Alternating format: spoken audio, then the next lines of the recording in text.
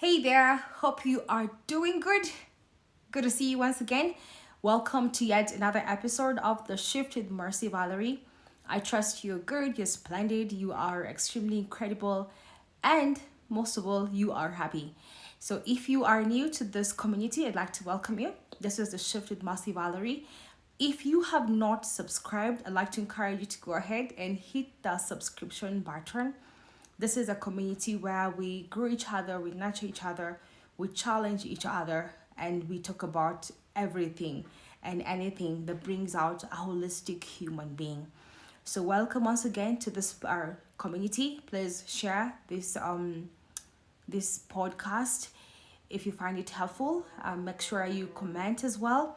And I'd like you to also let me know what kind of topics do you want us to talk about on this channel, and also who do you want me to go ahead and interview. I told you earlier on that I'm going to be bringing you lots of interviews. Let me know, who do you recommend to be interviewed. I will look for them and definitely I'm going to interview them. All right, good. So let's dive into today's lesson. Now, I want to talk to you about how often do you ask for feedback? Or should I ask, how open are you to feedback?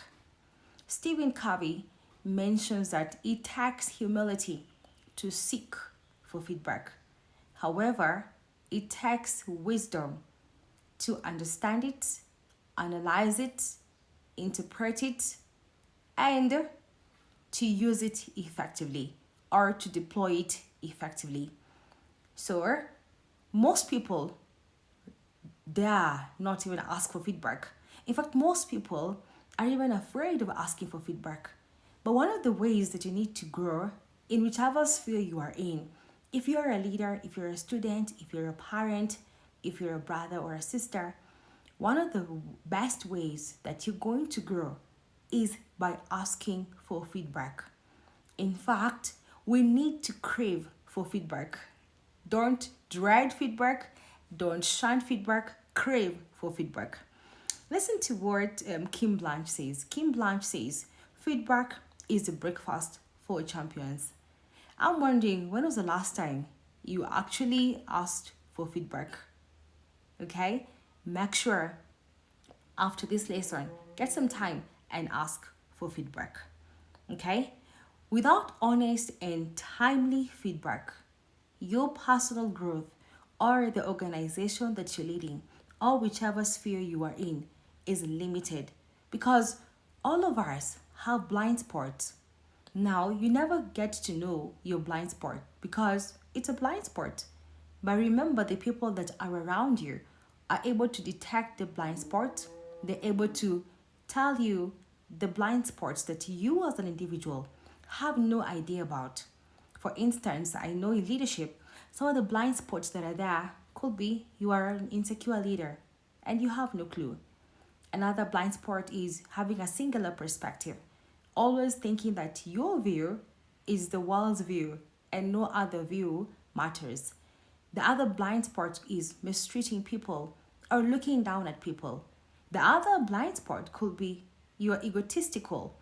You have ego that is out of control. There's good ego, but there's an ego that is out of control.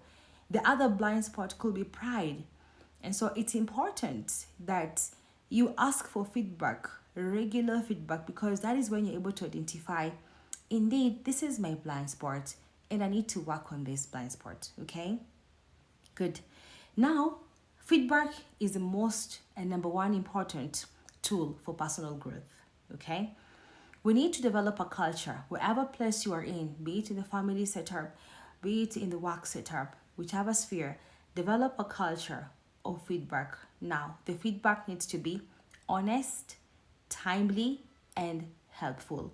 So every single time you're asking for feedback, create an environment where the feedback you're going to receive is honest, it's timely, and it's helpful. Because there's no need of somebody giving you feedback after 10 years when your life has gone the negative way.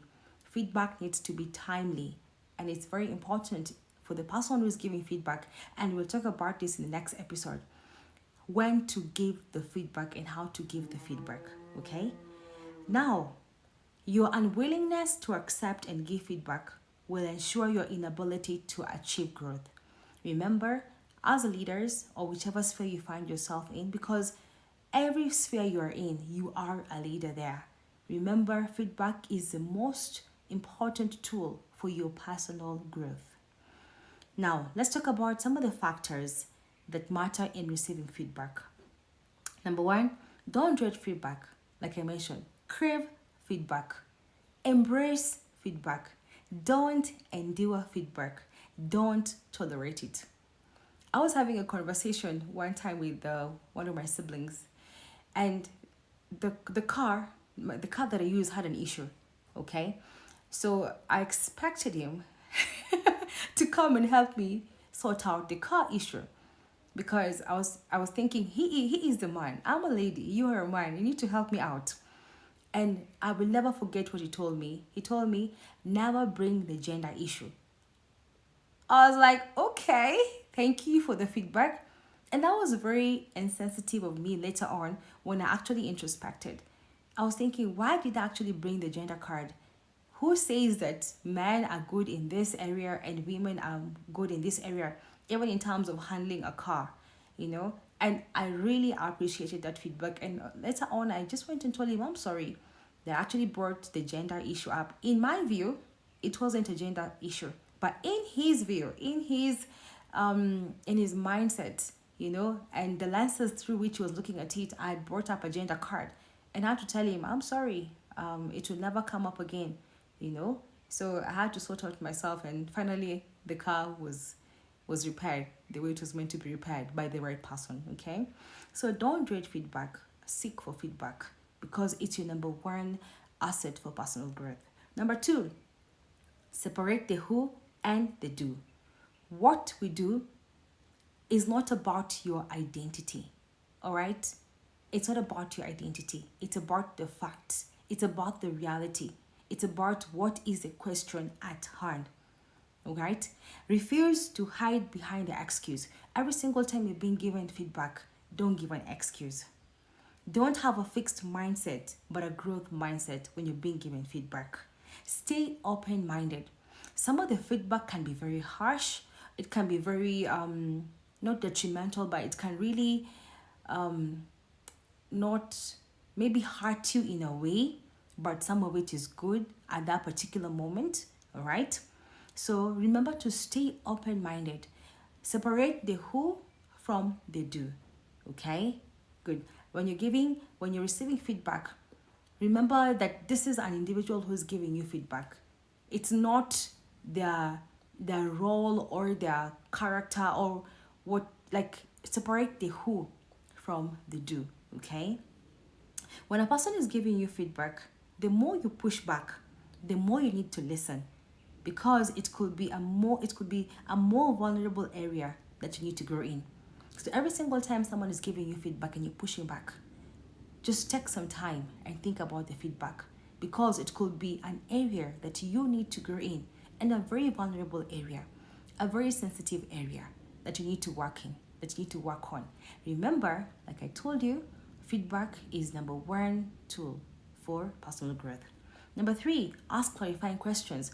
And for me, this is one of the things I've come to learn, and I love it. Okay? General questions rarely lead to specific feedback. Don't ask general questions. Ask specific questions. Ask, help me understand what you mean by that. Please give me an example. What did I do the last time? So that I don't repeat the same mistake again. Ask clarifying questions.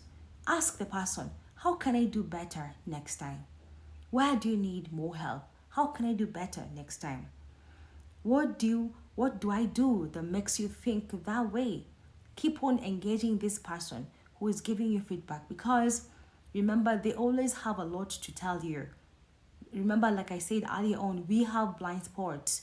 So the other people are able to see those blind spots, and they're able to, pick them out and help us. Okay? So remember that don't just fear feedback. Crave for feedback. Seek for feedback. This coming week, I challenge you. Look and crave for that feedback and be better.